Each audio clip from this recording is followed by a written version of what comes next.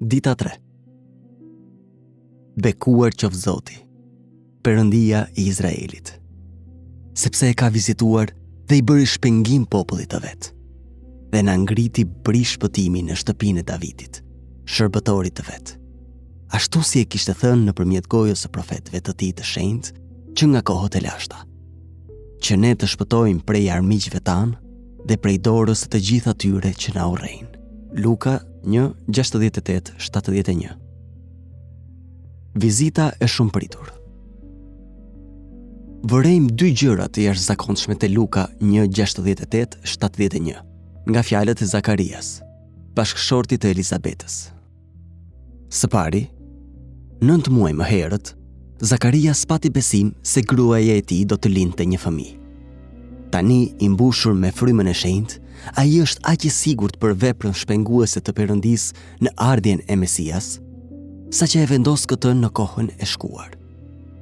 E ka vizituar dhe i bëri shpengim popullit të vet. Përmendjen e besimit, një veprim që Perëndia ka premtuar, është i kryer tashmë. Zakaria kishte mësuar të zinte besë fjalës së Perëndisë. Prandaj, ka një siguri të jashtëzakonshme. Perëndia e ka vizituar dhe i bëri shpengim popullit të vet. Luka 1:68. Së dyti, ardhja e Jezus Mesias është vizita e Perëndisë në botën tonë. Perëndia i Izraelit e ka vizituar dhe i bëri shpengim popullit të vet. Për shekuj me radhë, populli jude kishte lënguar në bindjen se Perëndia ishte tërhequr. Fryma e profecisë ishte shuar dhe Izraeli kishte rënë në duart e Romës.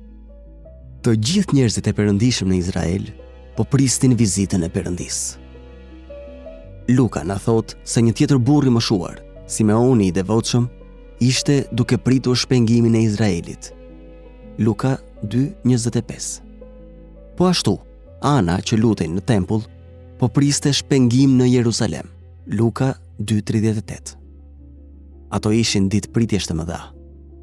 Vizita e shumëpritur e Perëndisë po bëhej realitet me të vërtetë. Ai po vinte ashtu si askush se priste.